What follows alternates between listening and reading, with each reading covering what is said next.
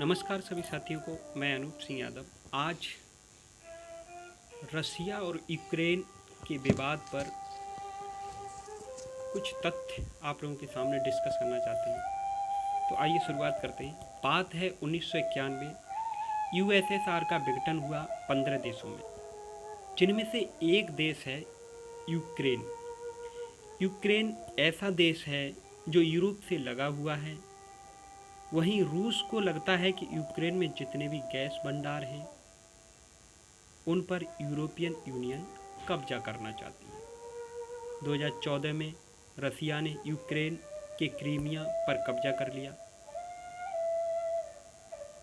लेकिन रसिया ने यूक्रेन के अभी हाल ही में डोनास्क और लुहांस्क पर, जो रूस की सीमा पर लगे हुए हैं, उन पर भी कब्जा कर लिया, जिन्हें डॉनबास रीजन के नाम से जाना जाता है। पर सवाल है यहाँ से उठता है कि क्या डॉनबास रीजन यानी डोनास्क और लुहांस्क के क्षेत्र में आने वाले लोग इस बात का विरोध नहीं करते हैं, हमें यूक्रेन के साथ रहना चाहिए या रूस के साथ?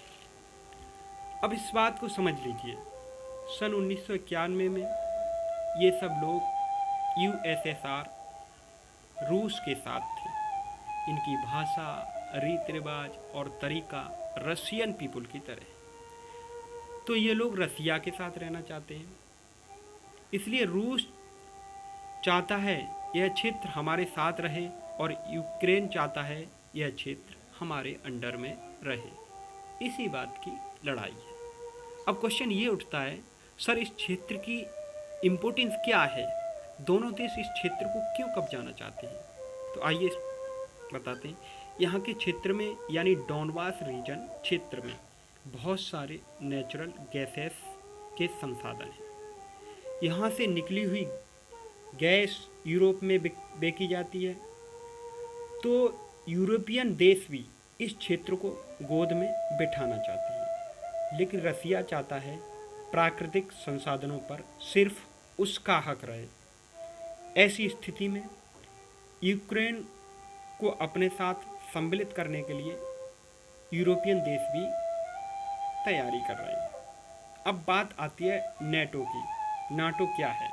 NATO North Atlantic Treaty Organization एक ऐसा संगठन जो अमेरिका, यूरोप, एशिया सहित 30 उन देशों का संगठन है जिन्होंने यह मान लिया है कि हम में से किसी देश पर हमला हुआ उसे अमेरिका पर हमला समझा जाएगा और उनके पक्ष में लड़ने के लिए खुद अमेरिका आएगा। अभी यूक्रेन भी नाटो में शामिल होने की सारी कोशिशें कर रहा है, लेकिन सवाल यह उठता है कि यूक्रेन को नाटो में सम्मिलित क्यों नहीं ये लोग कर रहे हैं, यानी यूरोपियन देश यूक्रेन को नाटो में क्यों नहीं सम्मिलित कर रहे हैं?